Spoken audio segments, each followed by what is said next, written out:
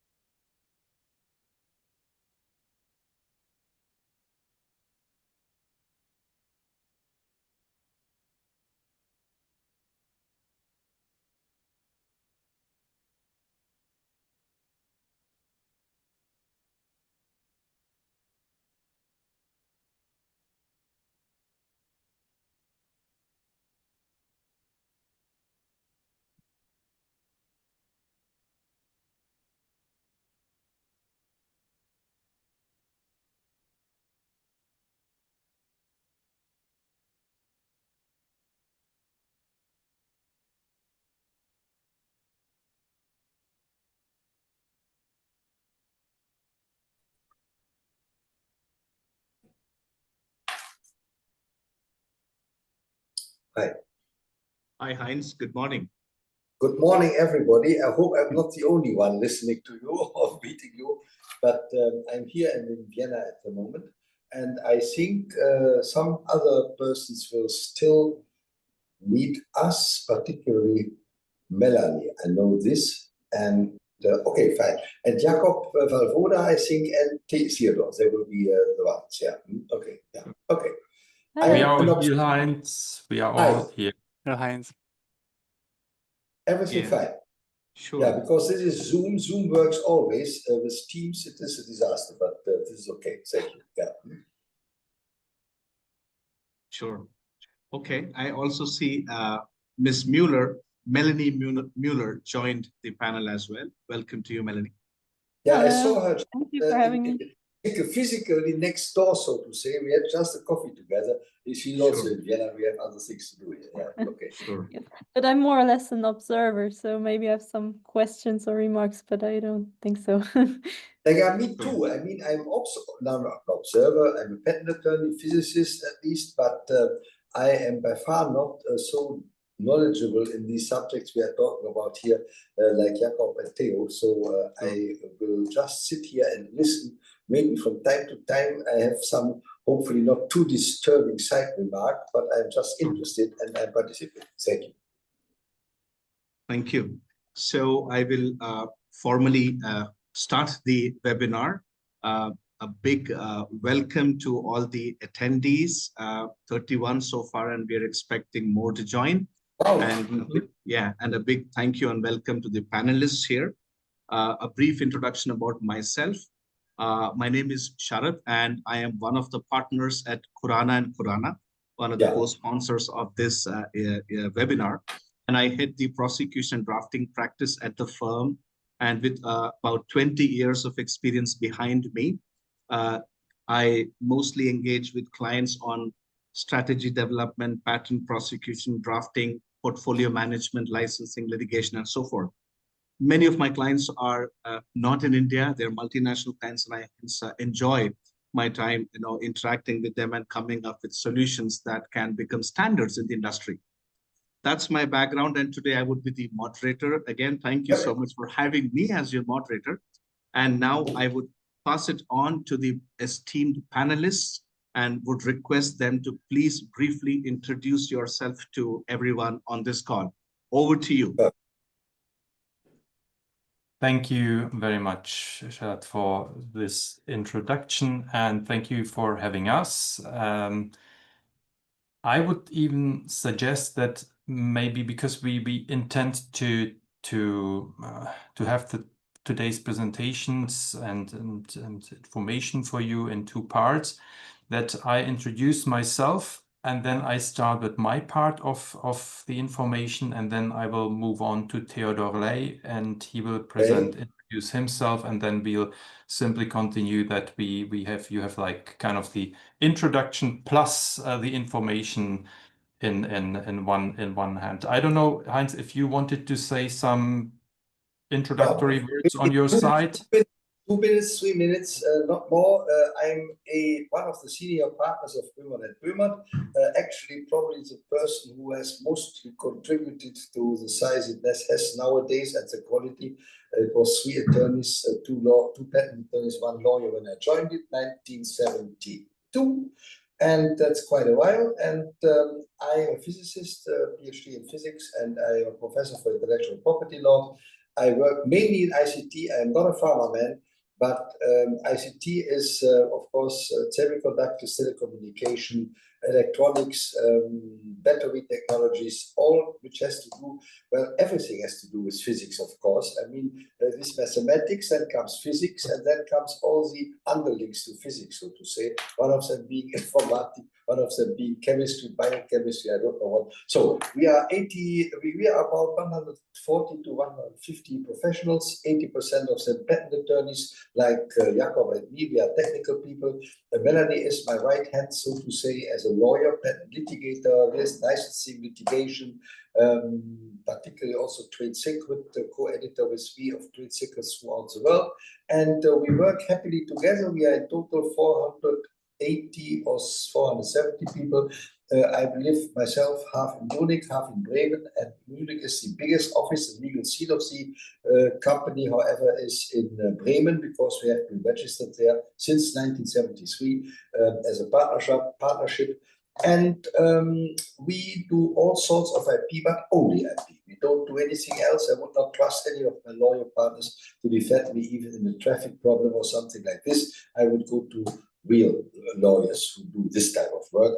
Same applies to pension law and real estate, and I don't know what else. Yeah, but anyway, that's it. So we are happy to have you with us. We do a lot of work myself, but Jakob the same, Melanie the same. We have often been to India.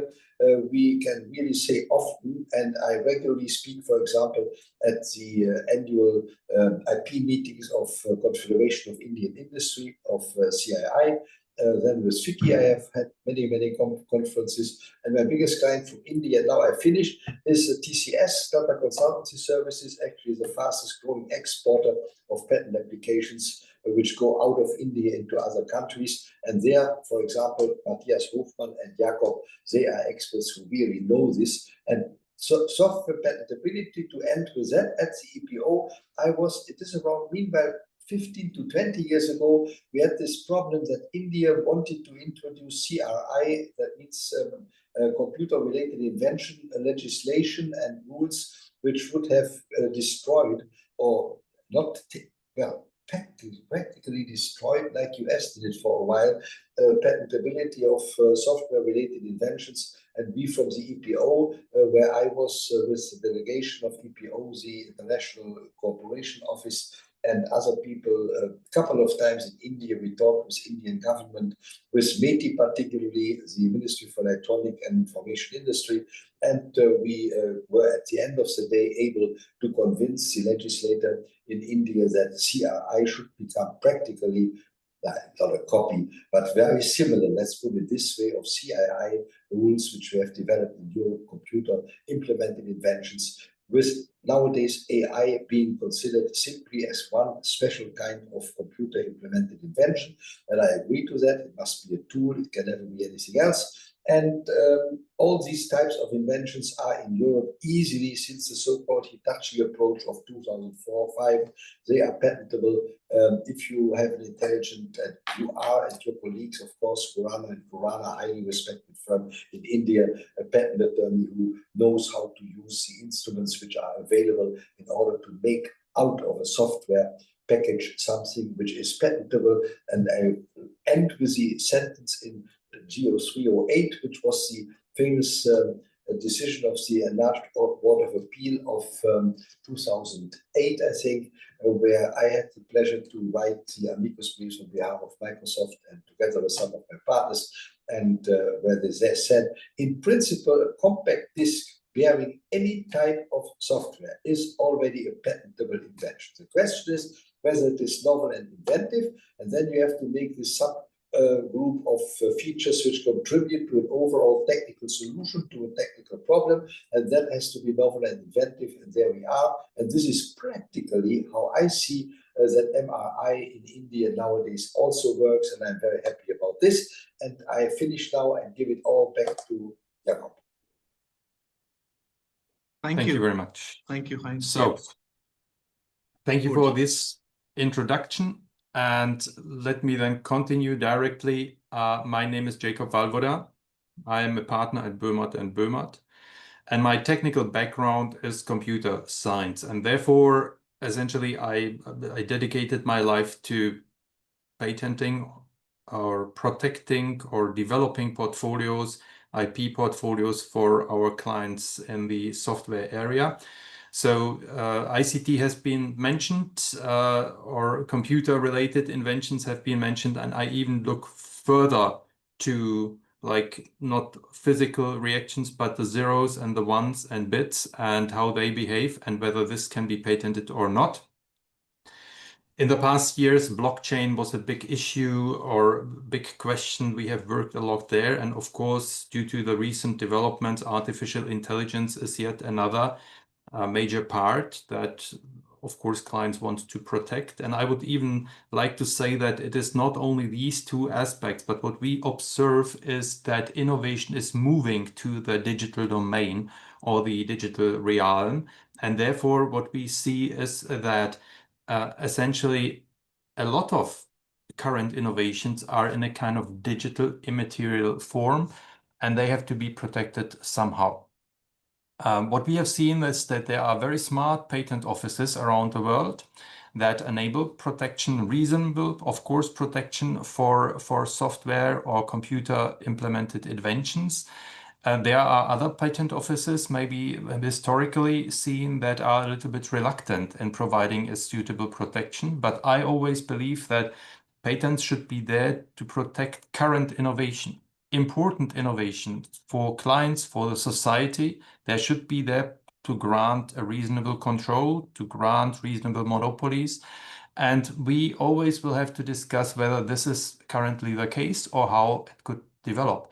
I think that this is also particularly important for India, where you have really an amazingly growing, striving technology, IT technology, which is developing. And we met recently developers from India. It's amazing to see what happens in India. And I think that there is a reasonable good protection required. And as Heinz already said, I think that Khurana is a wonderful partner in India. And we are happy to help if it goes direction Europe. But nonetheless, we would, of course, today love to share our knowledge, our information with you regarding patentability of software at the EPO. The presentation will be roughly in two parts. However, I'll try to be fast. With my part, I will try to give you a general introduction. Maybe you are already experts in that, so I would like to apologize if the information is redundant. Nonetheless, I think that this is an important basis to understand the European approach towards software patentability. And then I would love to hand over to my colleague, Théodore Ley, who is, again, also an expert in this area. And he will present to you some concrete individual cases and recent decisions that we have. But we can still discuss if there are even recent decisions or if we have already a very well-established approach in Europe, which is well elaborated, which is widely applied. And then there could be an interesting question whether this is sufficient to, for example, cover current very important technologies like artificial intelligence. Good, but let's start now with the kind of introduction that I would like to provide to you. I don't want to annoy you too much, but this is the basis, of course, of all patenting in Europe. That's the European Patent Convention, Article 52. And what is important here is not only novelty and inventive step, which essentially is kind of like a prerequisite, I would say, in all patent systems or obviousness. But the Article 52 also states that patents are granted in all fields of technology. So technology is kind of the big issue here. Patents will not be granted in non-technological fields. And this is kind of a very general definition. And I would say fair enough. information technology is, of course, the field of technology, so software, but this is slightly different because we have also Article 52.2, which defines a catalog of so-called non-inventions. We would have to ask Heinz why these non-inventions are there, because he's more experienced. This was entered before I was on Earth, let's put it like that. So I don't know the true meaning behind that, because it states mathematical methods, schemes, rules, mental acts, and programs for computers, which for me as a computer scientist is particularly painful, because I think that computer programs are technology, a technological area. Nonetheless, it is stated here as something to be a non-invention. And last but not least, presentation of information. So if you read this with regards to what a program is, a program implements an algorithm. Algorithm is a mathematical method, excluded. A program, of course, is a scheme and a rule, again, excluded. A computer program also provides some information, so presentation of information, again, then excluded. And even programs for computers are explicitly mentioned in Article 52.2. So, but before we kind of prematurely end this presentation, because apparently there is something into it, we should have a look at the last paragraph, or not, excuse me, let's have a look at one quite interesting example, even though it's very, very old. And this is where kind of it came into mind that there should be more about software than something which is completely non-technical. And this is one of the examples from the Supreme Federal Court of Justice in Germany. They have decided on an anti-lock braking system in a car. And this quite interesting decision was that, of course, brakes in a car were known. Of course, even an electric operation of cars was known. But what was invented there was like, you certainly know that if you brake a car, you have like an intermediate braking and then the brake again releases, so there is no slipping above the ground. But this is, of course, software. So is this a non-invention, like a mathematical algorithm, so it should be rejected? And so this was kind of, I would say, like the decision where the thinking started, okay, is software something that should be designated as a non-invention, or is there more to software? Yet another example, I like this very much because this is like a traditional washing machine with many turny buttons, you can touch them, and many patents have been granted there because you have hardware that you can touch. What is about these patents? Directed at a GUI, graphical user interface, a control to such a washing machine. And frequently, then it says it only a presentation of information. This is only software that cannot be patented. You see, there is a certain discrepancy between for what patents have been granted and what current new developments there are. And therefore, as mentioned, Article 52 adds a very important limitation that on the one hand, patents have to be technical. On the other hand, the invention must be more than this non-invention. So the non-inventions are only excluded as such, if they are claimed as such, whatever it means, I don't know. It has to be a little bit more than this non-invention. And based on this, kind of this limitation in Article 52, there has been established the so-called two hurdles approach at the EPO. This is comparable maybe to the eligibility test or the Alice test, 101 test at the USPTO. In Europe, we call this the two hurdles approach. At the first hurdle, it is assessed whether there is something technical, because we can only grant patents in all fields of technology. But this kind of, I would say, like the first hurdle can be easily taken by simply, for example, stating that something is implemented in a computer. A computer implemented method would easily pass this first hurdle. So there's no further requirements for passing this first hurdle. It's even quite difficult to even define something that would not pass this hurdle if there is some involvement of technology. So I would even think only of a claim that would be directed at pure mental acts, where you would instruct a human being to do certain steps. This would be run into the first hurdle.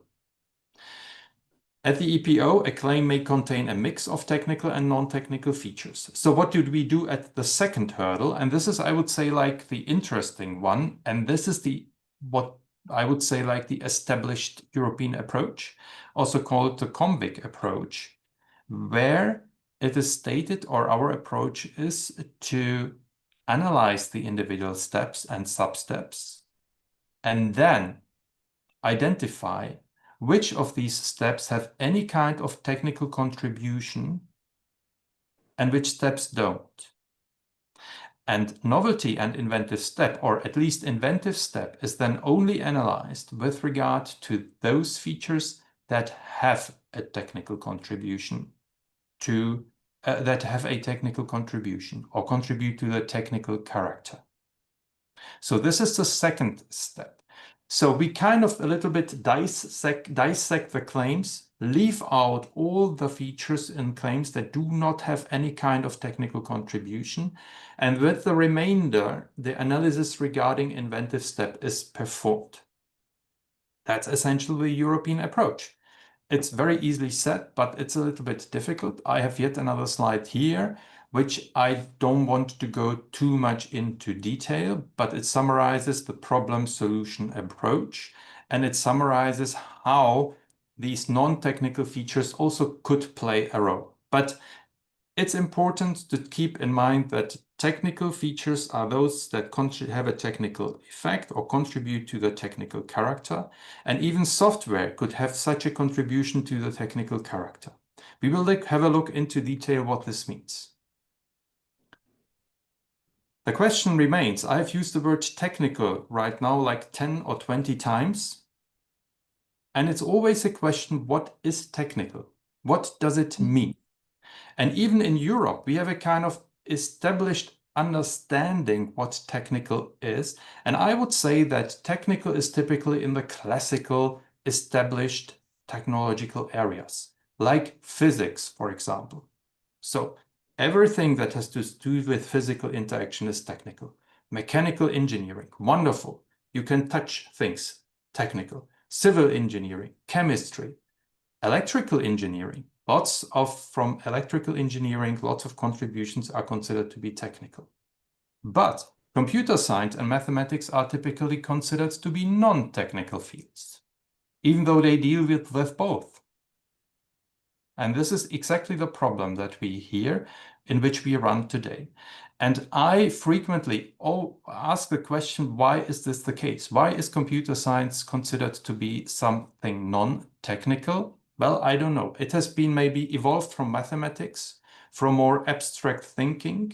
But right now, I personally believe that computer science is very much technical, and we have there many, many technical fields. And we see it right now at the kind of evolution of artificial intelligence, methodology, techniques, where this approach runs a little bit into problems. I've cited another, I would say, like an interesting decision, which I very much like, where the European Patent Office was discussing a verification approach, a payment verification approach.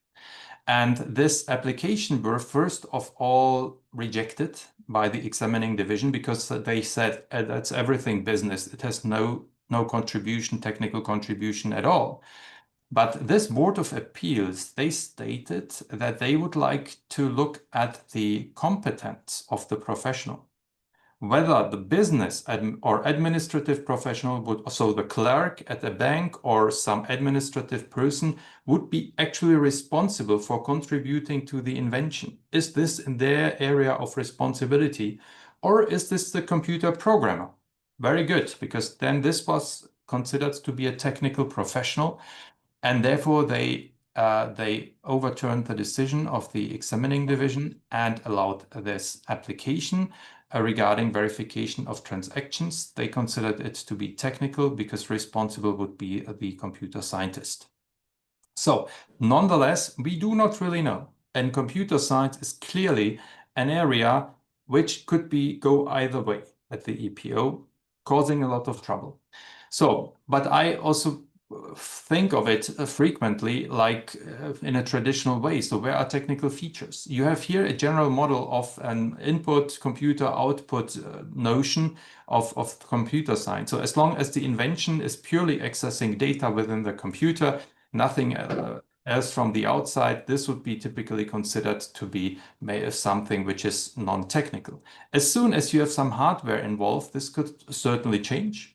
And maybe even if you have the output to the outside, this could also be considered, well, only as a pure presentation of data. But things may change as soon as you have input from the outside. So for example, having some interesting input devices as depicted here, this could maybe change it. So inside of the computer, this would be rather non-technical. When you have the hardware and everything comes into play, it becomes more and more technical, and rather the green part would be something that is considered to be technical by the EPO. There is a current recent characterization of the terms technical, which is used at the EPO as something, they like to call it like 2 dimensions of technicality. I disagree with that because one has to look very much into detail of these 2 dimensions. Nonetheless, we have like these 2 dimensions. It is at the EPO typically stated that you have either an adaptation of an algorithm or of a CII to a specific technical implementation. So how is the algorithm implemented or concretely provided in the computer? Or this is the second dimension, application in the field of technology. So as soon as you apply a computer algorithm in a field of technology, again, whatever this is, again, we have a field of technology here, but nonetheless, this is kind of like currently applied distinction between these 2 areas. And let's have a brief look into it. So the first one, the specific technical implementation. This could be if claims are adapted for, or algorithm is specifically adapted for an implementation. Or if there is a software design which tells how this could be implemented. Use of indices, buffers, caches, or an implementation on a very low operating system level. So if we look kind of in software technology on a very low level, this would be something which could lend technicality. But what is usually not sufficient is a very generic technical implementation. So simply stating this algorithm is performed by a computer, this will certainly not help. And unfortunately, very unfortunately, also the mere programming techniques, they are not considered to be technical. So having a certain search algorithm or algorithms that structure data, this will not be helpful. You always have to have a kind of implementational detail. So that's the one technicality approach. 2 examples here. The one is, of course, for example, you have a dedicated computing device. For example, you have several hardware there. It's an accelerator on the left-hand side for AI. So you have a testing module, training module. You define the individual modules in the computing system, but they must be distinct. So it is not that they form part of one processing unit, but you have to designate these individual units to work together.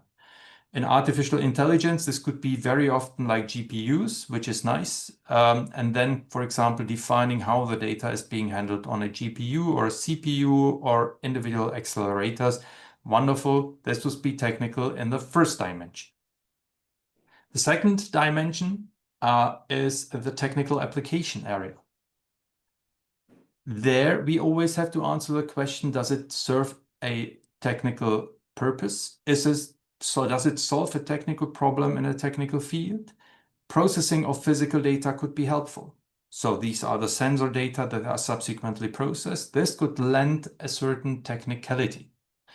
However, you cannot generally state only that you have an algorithm and this very generally is for controlling a technical system. This would not be helpful. So it has to be more specific and it must exclude a kind of too broad range of protection, and Theo will come to it later on. You have to have the technicality over the whole breadth of the claim. So it is not like that it could be also used to control a robot or to control a technical system. It has to be explicitly bound to these developments. One of the examples here is the use of a neural network, so artificial intelligence in heart monitoring. So seeing if your irregular heartbeats, if there could be a heart attack or whatever, that would be one example of such a technical application areas. So here are some examples. Let's go briefly through it. For example, like a control of a technical system, brake in a car. This was the very initial example of the anti-lock braking system. In the beginning, this would be considered to be technical. Communication between computing devices is also technical. Resource allocation, access to operating system, again, something technical. And two magic areas in Europe, I would say, and this comes from electrical engineering, is cryptography, computer security is perfectly technical, and image processing and even computer graphics is again considered to be something technical. This would be a completely different presentation. To me, as a computer scientist, it's a miracle because a sorting algorithm, which is non-technical, is nothing else as a cryptographical or an encryption algorithm. Nonetheless, we have these two very precious areas, cryptography and image processing, which are considered to be technical at the EPO. On the other hand, some examples of non-technical areas would be, for example, aesthetical effects of music or a video. So if the invention is directed at aesthetics or subjective perceivement of these media, it would be non-technical. New rules for a business approach, such as an auction scheme, or selling or booking sailing cruise packages. This is one example. Whatever business considerations. Or one example, calculation of pension contributions is also something, or some insurance contribution is also something that would not be considered to be technical. So, to summarize, in Europe, we do not have something like an eligibility test directly at the beginning. Rather, it is briefly checked whether an invention has any kind of technical contribution, is in a field of technology, and this first hurdle could be easily passed by even specifying a computer in the claims. But then we have a second hurdle, which is more difficult to take, where claims are separated according to their technical contribution. And this is magic. We have an understanding what this is.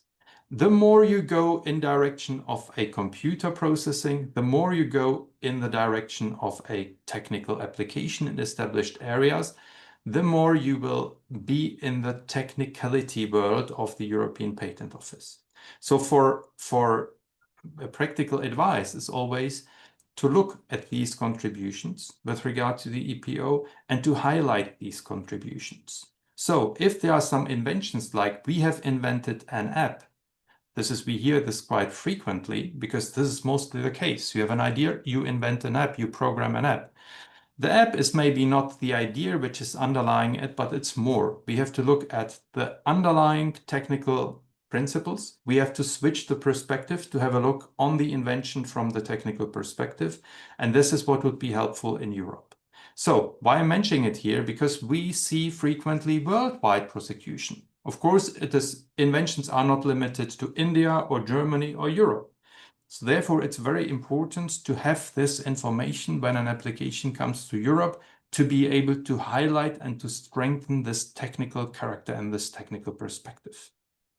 So that's from my part. And I would like to hand over to my very dear colleague, Théodore Ley, who will then continue with some recent developments and current examples. Theo, the floor is yours. Thank you. Thank you, Jakob. Thank you.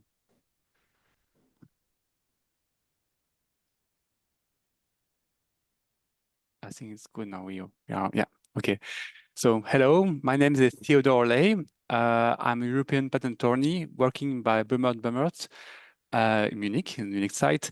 I've been working now about 10 years in the field of CIIs globally. And I'm happy also to present you some trends for CIIs in recent EPO's case law, and especially regarding a mix of mix of so CIIs having a mix of technical and non-technical features. This is quite broad topic, I would say, but just generally you can say that over the 5 last years, there was no substantial change that occurred in the practice. So let's say the convict approach, as presented by Jakob, is still very, very important on the reference. However, go on next slide. We've got a so-called G decision in 2021. It was a decision G1 of 19, which has some impacts also on CIIs. G decision at the EPO are just to summarize, you have at the EPO technical boards who handle normal standard appeal in patent prosecutions. And sometimes if there are the board finds some inconsistencies or diversions in the case law, it can refer to the enlarged board of appeal to decide how to solve this conflict of practice, and to decide then, and then the board, the enlarged board of appeal, will generate a G decision. So here it was the G1 of 19, and he decided on the topic of computer implemented simulations. So it's special part, let's say, of some kind of CIIs, but it has actually also some impact on CIIs. I will also then continue with a brief summary of some main aspects of AI at the PO and how one can what is actually patentable, or what is actually has good chances to get patented by the PO. I also provide some example of case law decisions for AI-based inventions, and then I will finish with a small remark, let's say, regarding let's say EPO practice regarding text processing versus image processing. I will just go on later on. I will present this. So now let's start with G1 of 19. Yeah, so G1 of 19, it's a key decision of the enlarged board of appeal regarding patentability of computer implemented simulations. However, some findings of this decision are often applied also by the technical boards in decision concerning non-simulation related inventions. Let's say the board had to decide especially how to formulate, let's say, a claim directed to a computer implemented simulation, and also to clarify a little bit what can be patented in such a simulation and what cannot be patented. Now I will go to the refer case. So it was T489 of 2014. It was a case essentially dealing with simulation technique of movements of pedestrians. So imagine you have a crowd, and the claim subject matter was to simulate the movement of one person through a crowd. And so there were many steps claimed how to best simulate this and modelize the hindrance you can find. So that was actually the claim subject matter. The board, or let's say the examination, was actually finding that it was not patentable because it was quite abstract. And one argument of the applicant was that it's still maybe patentable because it's a numerical simulation, and which is very precise. And there was a case law also before who stated that such simulation, which is quite targeted, let's say, is defined on hardware, let's say, for example, can be patented. And so it is, but I won't go to the details of this simulation aspects. I will just present some important findings. According to the board, simulation models and algorithms mainly define non-technical constraints to be considered in the context of the convict approach, so as Jakob stated. So just stating globally, if you have if you only claim a simulation model or simulation steps themselves, it's considered as non-technical. But such algorithm may contribute to technicality if there are a reason for adapting the computer or its functioning, or if they form the basis for a further technical use of the outcome of the simulation. So actually, if you can see, you have more or less the both aspects that the both dimensions that Jakob presented before. So the first dimension was actually a specific technical implementation. So actually, if let's say I take an example, imagine you have a simulation method for simulation, making simulation to provide a weather forecast. And imagine you have a method doing this, and in the method you use a special step, technical step involving an accelerator, which is battery defined or performant for simulating the weather forecast. It will be found technical. So that's the first aspect here. And the other dimension is now you have a simulation. Let's take the same simulation, so simulation of weather forecast, and also define an application of this simulation. So for example, use of the weather forecast to automatically open or close window shutters on a building. So if you have, let's say, in the claim mention of the further technical use, the whole subject matter will be actually found technical or having actually a technical contribution because of the further technical use. So regarding the second dimension here, a mere indication in the claim of the intended use is enough. So you need not to explicitly claim the usage of the step or the full for example step of or for example automatically opening or closing windows based on the data or weather forecasts that have been generated. So it's enough to say it's for opening or closing window shutters, for example.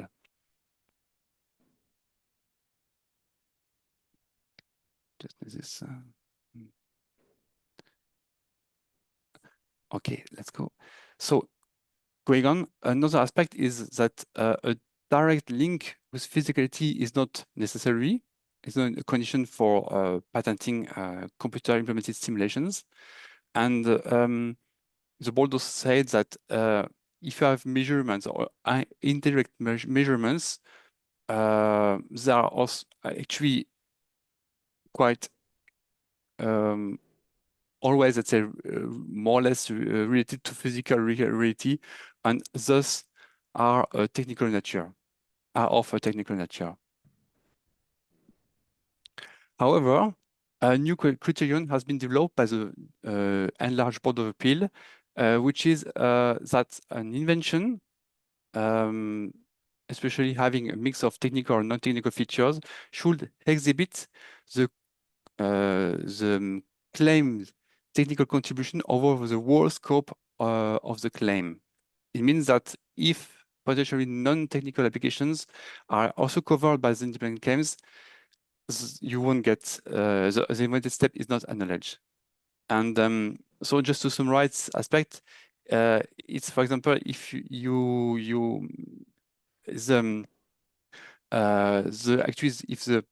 even the application, if it's too broad, if it's very general wording, very broad, or not specific enough, it's likely that the claim can be also applied, for example, also claims that the claim actually protects applications which are not technical. And that's why the board said actually the claim should be a bit more narrowed to really to cover only what is purely technical, purely, let's say, technical. And it was actually also fatal for the refer case because actually the claim simulator was very broad and didn't have neither, let's say, a definition of adaptation to hardware implementation, for example, or no claimed application of the simulation to a specific technical purpose, for example. Okay, so now we go to some decisions. So you have, for example, the T decision 1422 from 2019. It regards navigation from Google and regarding web content measurements. The object of the invention is to compute a visibility parameter of advertisement. So, I mean, everybody knows this. You go to web page and then you get some advertisements popping up, and I will just indicate them. So here the advertisement is here the frame here, for example. So the frame is popping actually is displayed over a background. Here you have a browser. And in the browser, imagine you have an article of Wikipedia or whatever, or something else, or newspaper, news, online news. And there are some header, some scroll bar, or other buttons, whatever, on other scroll bar. And actually, the main viewing area is the view page viewing area. So whereas you have the text, and actually, Google wanted to calculate how visible is advertisement over the this area here, 206. It's also called a viewport. So we just call this the viewport. And this visibility is defined as in terms of positioning. So by determining the position of the iframe with respect to the viewport. So if it's overlapping, or it's close, or it's not somewhere else, say not on the another area, and also determined by an area of overlap of the frame here over the viewport. And yeah, so now I go on. Claim 1 has a difference. Actually, I will also quickly go back to the convict approach. What is also very important is that the claim is novel and inventive, and what is often, let's say, in practice, in common practice, it is very focused actually on the technical effects of the differences over the prior art. So of course, if you have a very good prior art disclosing most of the features and only one feature is a difference, then of course the discussion will go on this difference, and then you will can discuss whether this difference has a technical contribution or not. And that's what also the board does, often the board does. And here, claim 1 differs from the closest prior art in that the size of the viewport is determined by subtracting the size of the browser window, the average size of browser elements on the basis of a statistical analysis of historical measures. So actually, going back to the previous slide, so actually, the problem here is of the difference, or what the difference says is actually you want to determine the visibility. So you have to determine an area of overlap of this advertisement and the viewport, but this area is also unknown. So you have to determine this area of the viewport. How can one do this? Does it? The solution here was to actually not to measure it, but to estimate it based on statistics. And the exam division said actually the whole topic is more or less non-technical because it deals with business requirement, and it's actually a technical implementation of a non-technical rule based on a business requirement. The exam division argued that since the determined output size was just an estimation, it was actually here it circumvents the problem of actually measuring this area. And the division followed the Hitachi decisions that Heinz mentioned, which also states that if you circumvent a technical problem using non-technical solution, non-technical means, it's not technical. The board said, first agreed that claim 1 does not include a technical use of the calculated or estimated content. So the usage for visibility, determining the visibility factor is not technical. But it disagreed with the exam division here. That it's not technical. They said, I mean, that's difference is not technical. They said, in view of paragraph 20 of the discussion, estimating the size of the web of the viewport from within a cross-domain iframe is technical. It's technical program, because the size of the web page, so the viewport, is indeed not easily obtainable by the iframe due to security reasons. Actually, the iframe is not advertisement, so the point is advertisement want to know how successful is the advertisement, but it's another program, let's say a small program running in background. It doesn't have access to the content of the web page itself, which is as background. And how can this small program determine the size of the viewport, what is actually being read, and then determine this factor? The claim method measures raw information about a running web page, web browser, and processes this information to produce an estimate of a technically meaningful parameter. Such an indirect measurement is normally of technical nature, and then the board referred to G1 of 19. And circumventing the problem of measuring the size of the viewport by producing an estimated value based on statistics is a technical solution.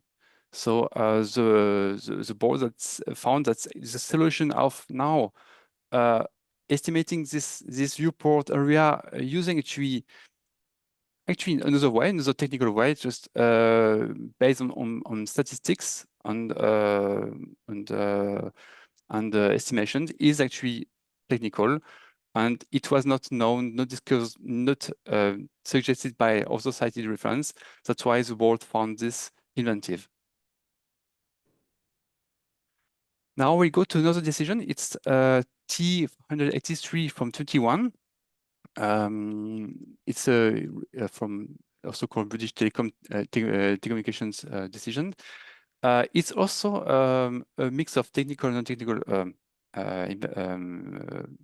It also claims a mix of technical and non-technical features, and a little bit like the previous decision, it is now also with some advertisement.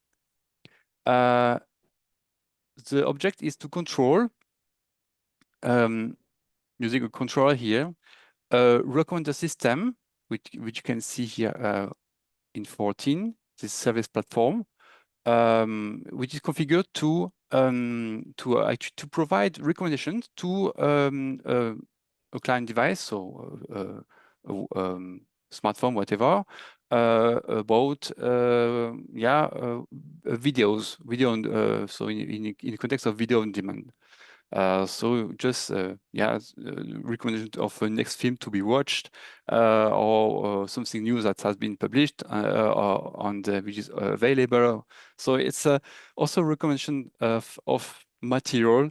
Typically at the EPO, it's not acknowledged technical such recommendation services. It's regarded as just let's say a cognitive effect on the user, and actually emotional aspect or not, is not displaying any technical contribution. I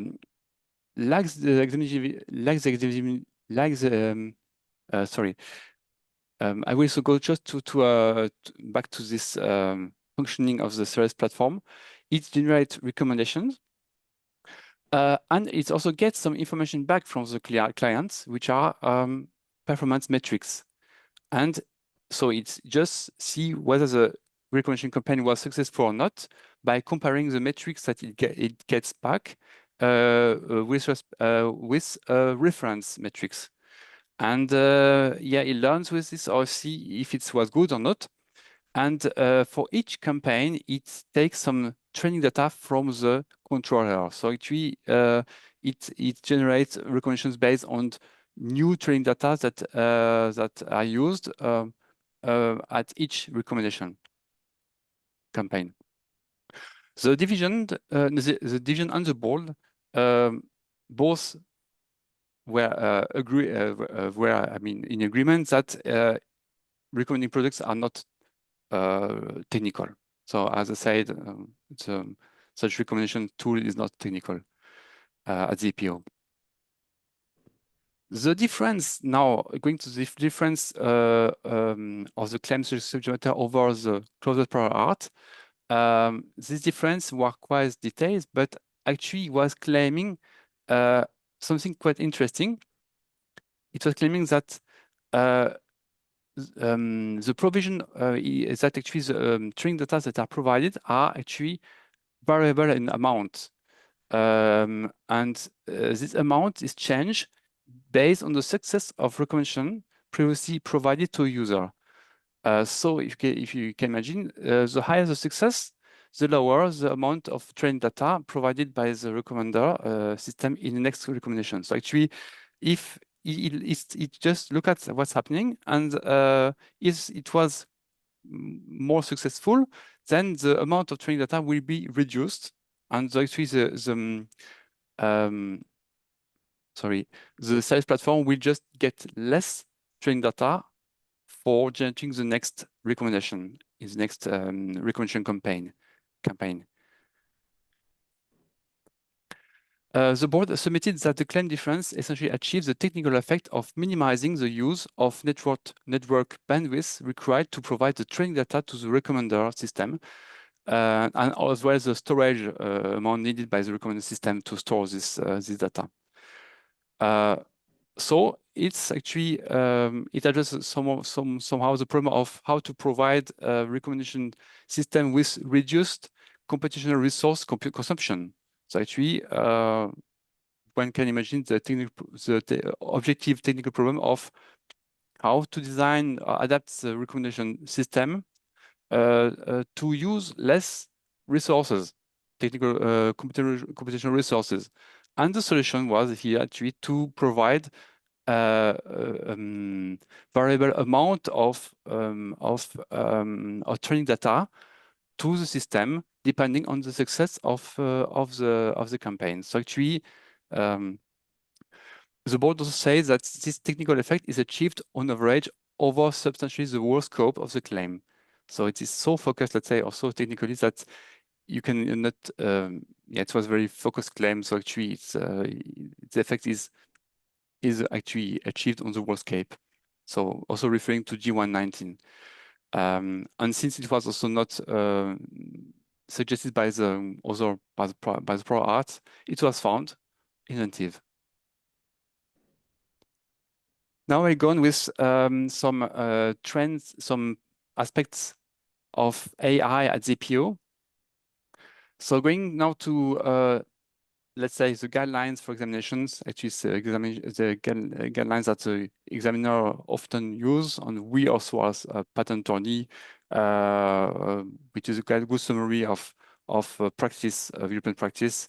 There is a chapter dealing with AI, and in this chapter, it's also reminds that artificial intelligence and machine learning are based on computational models and algorithms considered per se as an abstract of an abstract mathematical nature. So it's, let's say that's the big problem, let's say, as also mentioned by Jakob before, let's say, also it's running, yes, that's the whole computational aspects done by the AI on the modeling is seen as such as abstract.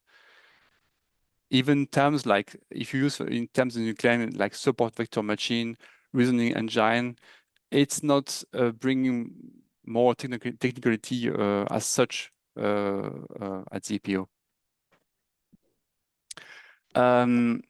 So as Jakob said also, and you can see it for AI based inventions, the first hurdle is quite easy to meet.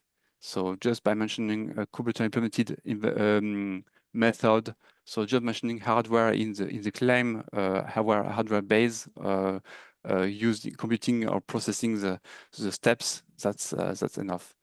Regarding second hurdle, the guidelines also remind that the convict approach has to be used, and also refers to the two dimensions that Jakob said before. So, if the dimension of what is found technical or having technical contribution is when, for example, the subject matter represents, or the difference characterize an adaptation to a specific technical implementation, or when the difference in the claim simulator characterize an application in a field of technology.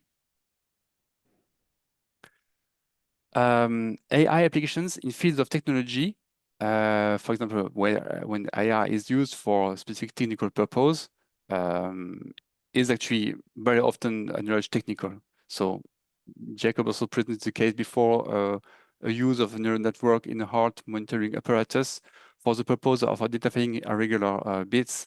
That's technical. In contrast, the core AI, so actually the models themselves, it's still it has less chance to be patented. It's often acknowledged as being abstract. So for core AI, if you have a chance to justify or to find, let's say, a specific technical implementation which is actually underlying this neural network, you have a better chance to get a patent on this. For example, if you have a neural network which is implemented on a specific hardware, or a neural network that utilizes low-level software structures. Another aspect which is good at EPO is that training is actually found typically technical. So training models, that's very typically found a technical process, and everything happening there is acknowledged technical. And moreover, not only the training itself, the impact of the training on the efficacy of a model is also found technical.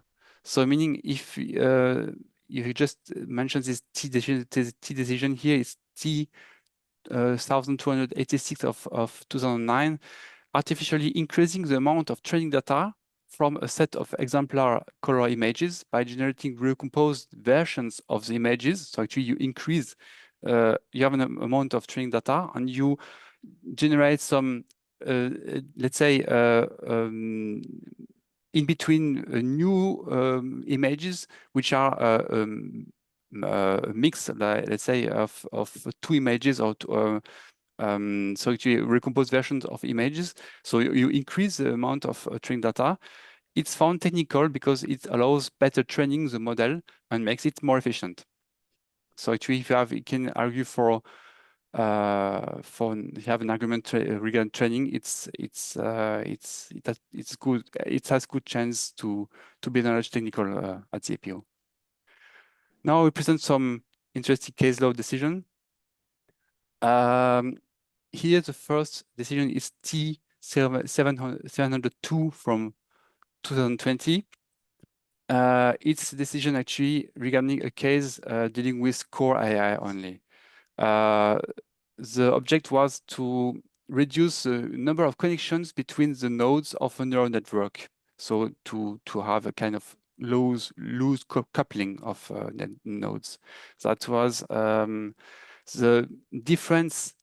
Knowledge was the close part was actually that the different layers of the neural network are connected in accordance with our error code check matrix. That was a difference over the prior art. So the examination division said it's not inventive because the differences do not serve a technical purpose because relating to an abstract mathematical model. Yeah. So actually, the division followed, let's say, the common practice of the EPO, more or less. In the appeal, the applicant argued that the neural network belongs actually, it's actually a new field of technology. It's something technical per se.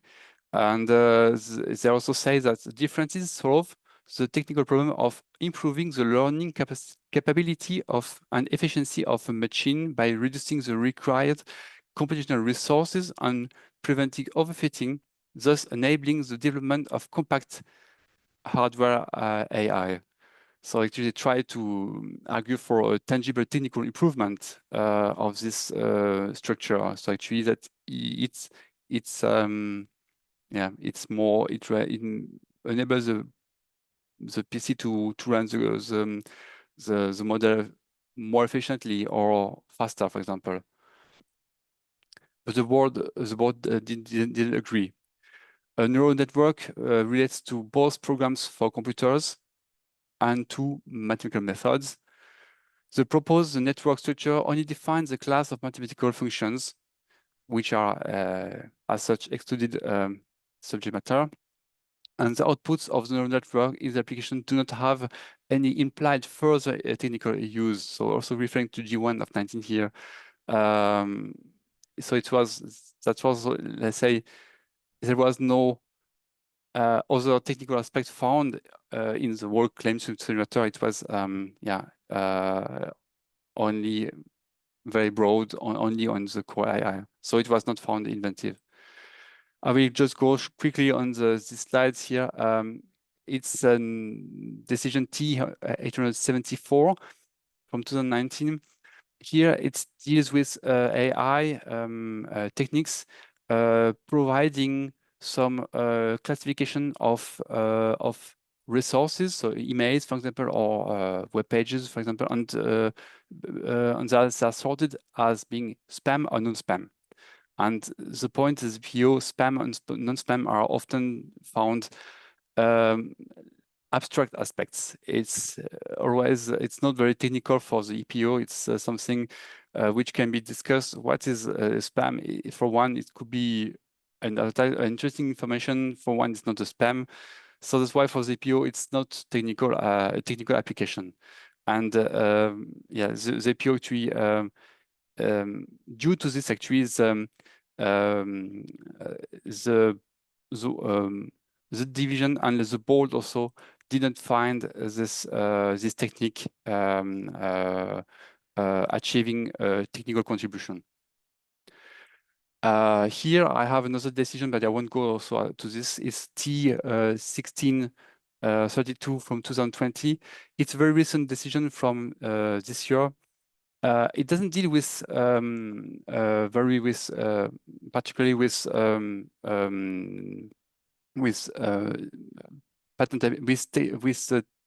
patentability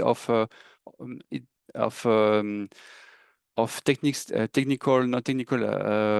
I actually doesn't have any problem with technical character here.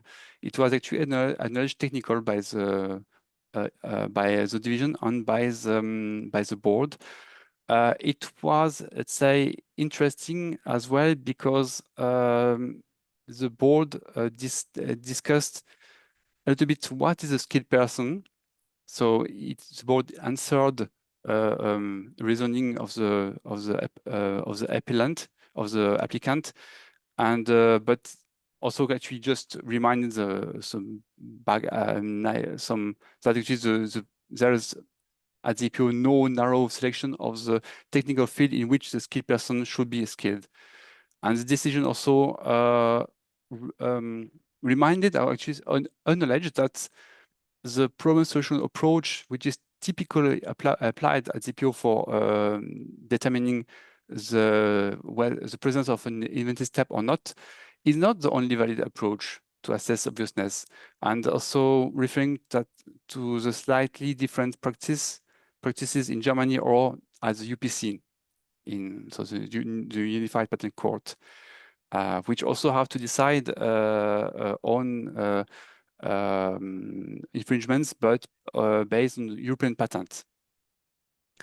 Yes. Now, if I finish quickly and go to this last point, dichotomy of so a dichotomy between text processing and image processing. Visual data processing traditionally are considered more technical as EPO than audio data processing. It sounds a bit crazy like this, but it's unfortunately, let's say it's based on the historical developments of case law. And so actually feature recognition of an image, in an image, balloon, faces, a smile or sadness, such aspects are often recognized technical, whereas feature recognition in spoken language, so characterized using feature vectors or embeddings, are often recognized non-technical. They are found just as semantical aspects and often rejected as being non-technical. Yeah, so that's everything that I have to present now. We are happy we thank you for your listening. I'm happy to get your questions. Thank you, Théodore Ley. Thank you. That was very, very detailed and I would say intense with a lot of case laws. And we can see your screen as well right now. Okay, sorry. Okay, no problem. So I had to begin with just a couple of questions, and it's more like a guideline that I seek, because the calls in this call we have attendees that represent the inventor community or the clients, and we also have practitioners who are dealing day in and out with drafting of patent applications or prosecuting in India. So from a practitioner's perspective, what are your very top level guidelines in terms of what should we ask the inventor while we are taking the inventor interview? What should be the emphasis so that we get enough meat and material to actually preempt these issues and we have a solid chance of a grant or lesser chances of rejection? Maybe I could address this briefly. What I strongly advise is a change of perspective. And this is an exercise that has to be done by the patent attorney and maybe also by the inventors and also by the applicants. So there might be a wonderful idea, which could be even a business consideration or an administrative consideration, but there should be a change of perspective towards what do we have to do to implement this? Are there any challenges well, in the technical viewpoint? Is there, for example, it could be simply be an app for selling goods, but what do you face with difficulties like processing huge amounts of data, interaction between terminal devices and servers, distribution of data, data security, for example, signatures required, encryption of data. And frequently you have there an underlying technical basis, which even could be novel and inventive, which realizes then, or which enables then, this wonderful idea of the inventors, applicants. And this should be somewhere, ideally for Europe in the claims, but if we have disclosure in the specification, then we could include it into the claims to clearly show how the invention is being implemented. That's the one dimension, technical implementation, and the second dimension is the technical application. This could a little bit limit your invention, for example, as mentioned, like, for example, retail services or buying goods or products. But then think of maybe also possible technical application areas. So maybe this is not only for distributing products in a highly non-technical manner, but it could be for product tracking maybe, or for some distribution of valuable products which have to be somehow secured. So there could be application areas, but important is that you will have to then restrict your application to these technical areas. So it could be a very general AI system, an AI model. But if there's, for example, the medical use, like the monitoring of heartbeat, irregular heartbeats, then it would make sense to include these technical areas into the description. And this would certainly help for Europe. I know that with regard to US drafting, and I'm not sure how it is with regard to India, it is advised to avoid technical effects in the description. For Europe, this would be highly advisable to have them at least somewhere. If there are technical effects, for example, like efficiency of the hardware, of processing, reduction of data with regards to a certain configuration of I don't know, data structures that somehow optimize the data, that optimize the access. So to summarize, change the perspective. Have a look at these wonderful inventions that you see, that you make, that you advise on, and answer the question, what kind of technical perspective do we have? And please include it into the drafts if you want to have success in Europe. And we will take care of the rest. Sure. Sure, thank you. And do we have any questions, Bhumika, from, I think, the team? There are 2 questions. There's one question. Okay. What could be done better? It's in the chat window. What could be done better in the shown Mitsubishi neural network case to establish the fact that technical problem was solved by the invention?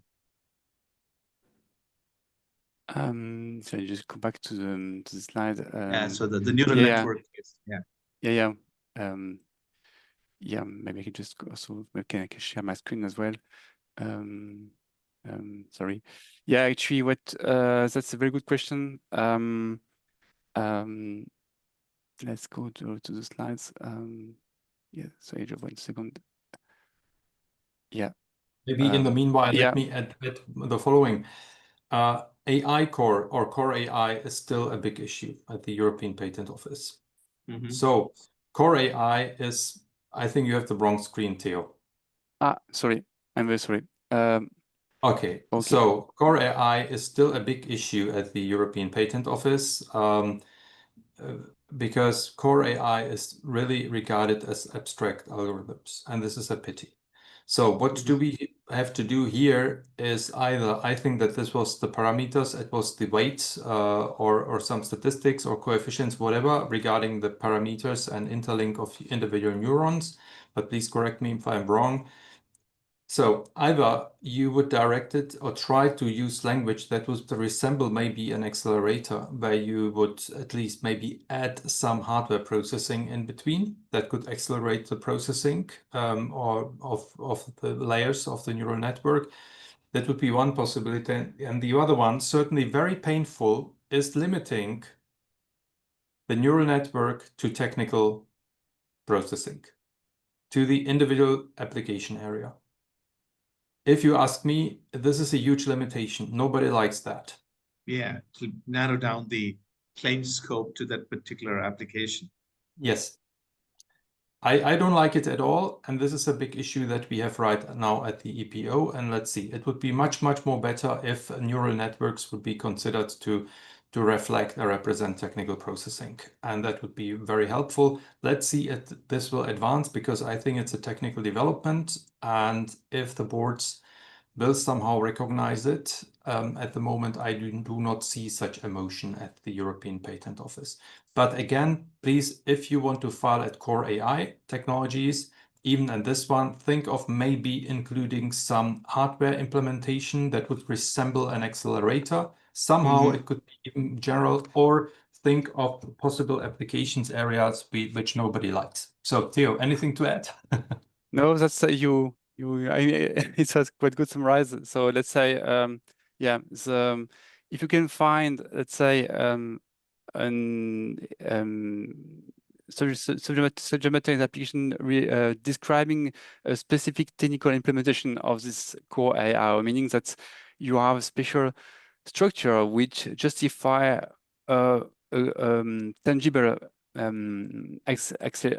tangible technical effect, for example, being faster, less memory used, so such very tangible technical criteria, then of course that's good for the EPO. But if you're only on the level of vectors, of layer on nodes, it's a hard time, I think. And also another point is the training. I mean, if you can now go to the aspect of training, if you can argue that you have special training data which improves the efficiency of the model, it's maybe also can also argue on this way based on training data. But it means that you have to mention a little bit of training in the claim as well. So meaning train like based on something, or yeah. So that's of course a limitation, but it brings this case to potentially to grant. Sure. Thank you.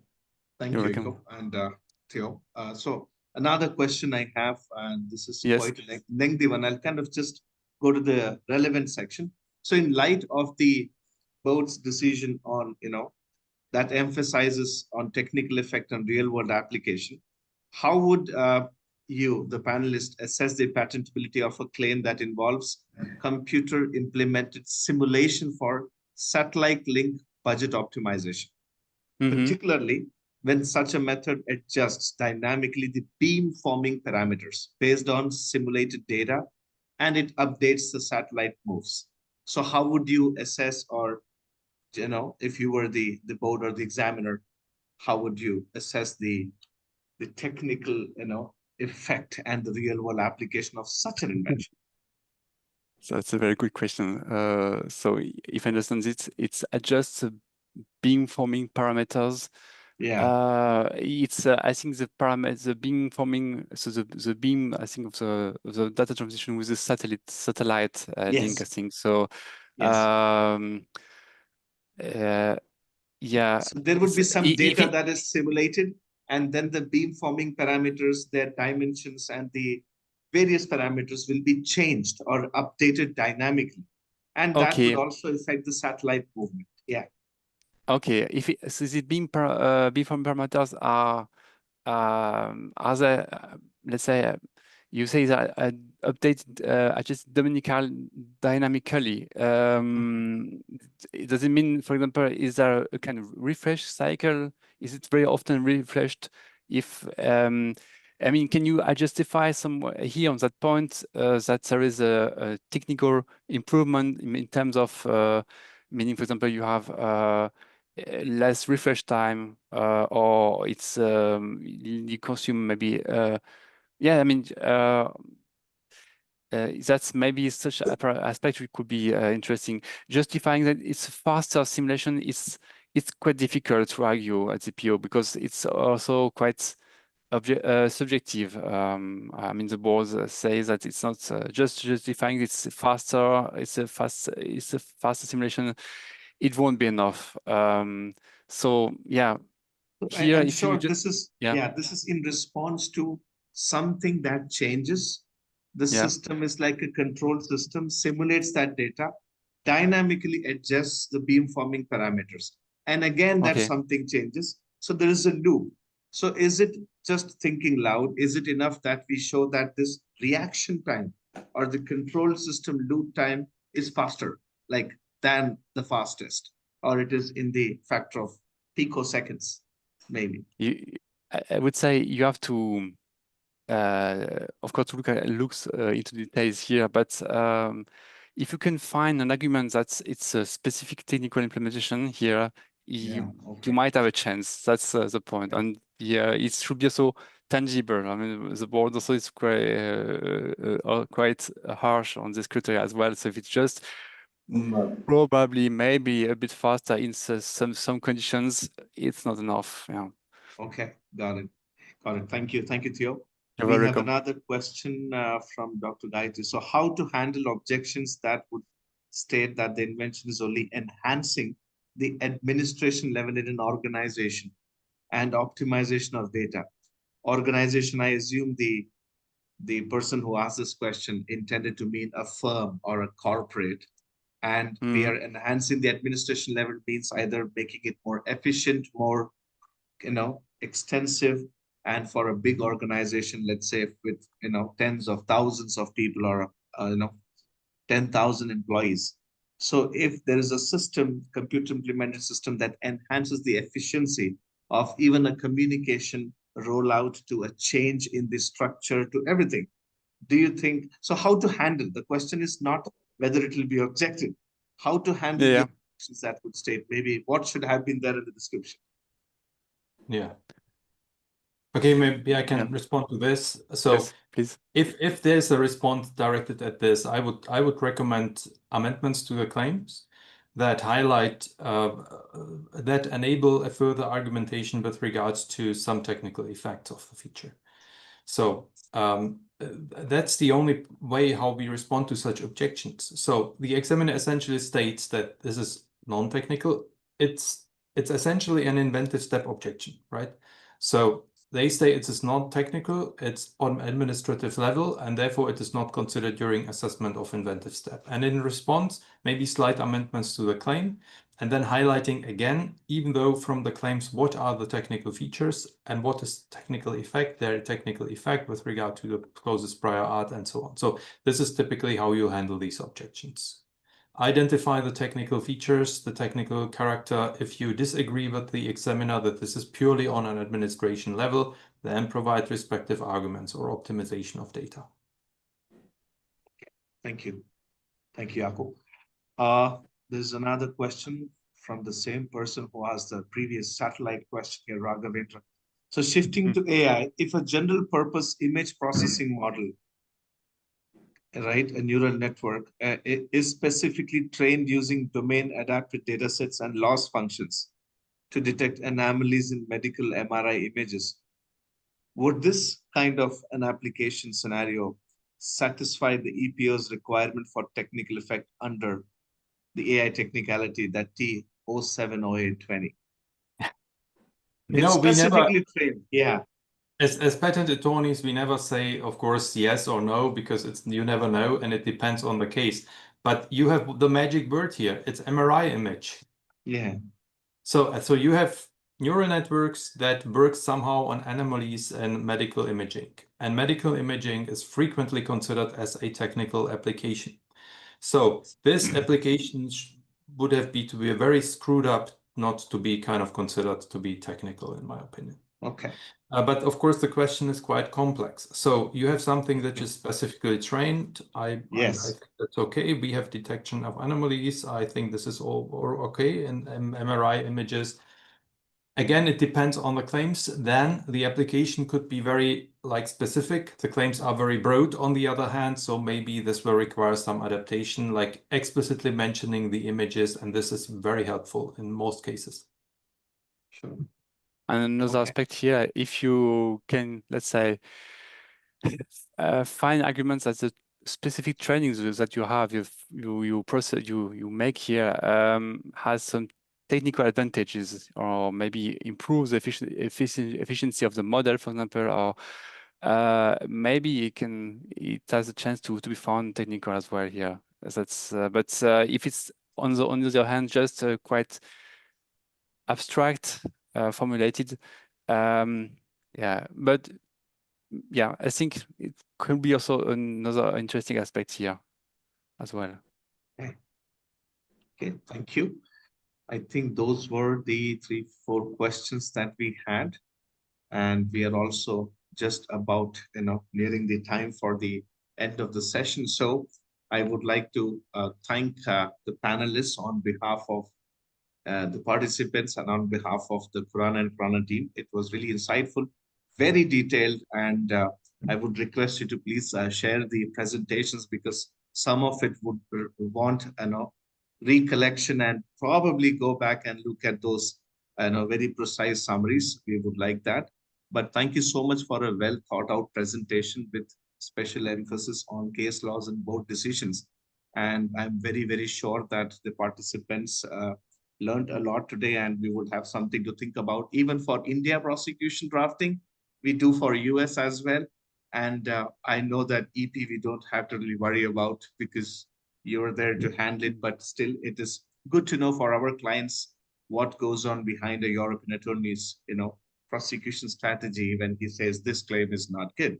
So once again, thank you so much for the presentation. Thank you so much to the participants. Heinz, would you like to say something in the end? You have been... Yeah, I can only say fascinating development since Comvic and Hitachi. And I think the one I would like to add is the following. We have various times, but particularly from you, dear Theo, we have heard, yeah, well, I can try, but we are not so sure whether this works. I mean, our clients, and I think there are also clients here, and particularly highly respected practitioners from India, also colleagues in the same situation as we are, we need also a practical advice. An additional practical advice. And I would always say, try. That means try whatever you think has a chance to success as a new claim in a pending application, and do what the examiner maximum would like to give you. Some examiners are really not willing to give in, and they are not on the nose trend and decision practice of the boards of appeal. The boards of appeal are much softer than the EPO is in many aspects. And I would always like to follow then the principle, I try to get a narrow claim. It will not be satisfying neither for the client nor for me. And I find a divisional application relating to the broader one. That means I take a minimal solution if I wish to have a quick patent, a quick dirty patent, so to say. I know it is not enough, but it is a patent, and particularly when you are in portfolio building, let's say standard essential patents, whatever, where they practically don't look at a single patent at the end. They look, you have 800 application, 800 patents in this technical field. I have 750, so you must, I must pay to you a little bit, etc., etc. So for cross-licensing purposes, take a narrow claim, go into individual, into divisional, and then go further and try to get the broader claim through in the divisional. And if it does not work in that divisional, you go into a further divisional from the divisional. You can do this endlessly. All these attempts of former presidents of the EPO to restrict this possibility to go into divisionals, into divisionals, have all been deleted. So you can do it as often as you like. Keep the case available. Take a narrow claim. Go with a good luck into another one. And for that purpose, and final, I had this some other context here today. What you should try to do, particularly if you are a firm like Khurana and dear friends of Lakshmi Kumaran, of Hari Subramanian, whatsoever, you have such a fantastic reputation. I know of US firms, and I have started this in my own practice also. You need to have a dossier of each and every of the examiners in India, and we have this, of course, for the European Patent Office, for the German Patent Office, where you know when does this examiner retire, what is it worth, for example, for a special class in the United States, a USPTO, no use to go into any informal, any oral interview. You have to go to appeal, otherwise you will never get happy, but you know also retirement age of the examiner. If that is the case, wait. Go into continuation, see that in 2 years you have fresh blood there, you have a new examiner to come. So know your examiners. Is it worse? You must have a grading, you must have a dossier. This examiner is somebody whom you can convince. This examiner has no clue, with all respect. This examiner is somebody who would like to give you something, but not in this technical field because he is more specialized there. So for a big firm, if you have many applications from a certain client, not necessarily an Indian one, but it could also be if you do work for, they're convinced, they all have this. You work for Microsoft or you work for Intel, you work for, I don't know what. Make a private dossier, which in Europe would be a problem if you would publish it. You cannot do this. But for your own purposes, you can do what you like. You ask all of your attorneys working on that field, working with these examiners, what are the remarks? And then you have a profile of the examiners not only objective data, when does he retire or she retires, also is she approachable, is he not approachable? Sure. I don't mean Sure. by illegal means, no, by legal means, of course. So is it better to go to appeal? Is it better to file a divisional, maybe even with a different type of the invention, go into a different technical class and go somewhere else? This is very, very important, highly personalized, and this is what your client wish to see. Yeah. Okay. Thank you. Sure. Great. Thank you so much for those wise suggestions, Heinz. We will take it into consideration and surely train our folks on those aspects. Once again, thank you one and all present on this call, especially the esteemed panelists and the patient audience and the participants. I enjoyed the presentation, the webinar, and I'm sure everybody did that. Once again, thank you so much. And please share the presentation. Bye-bye. No, thank you to you and your partners, of course, for giving us this opportunity to meet you with such a wonderful, great audience. It was interesting. And if there are any further questions, please ask us. Otherwise, if it is on behalf of our non-Indian, particularly clients, we come back to you and we ask you. We know that we are in capable hands with you. Thank you. Sure, sure. Thank you. Bye-bye. Bye, everyone. Thank you. Bye, and have a nice day.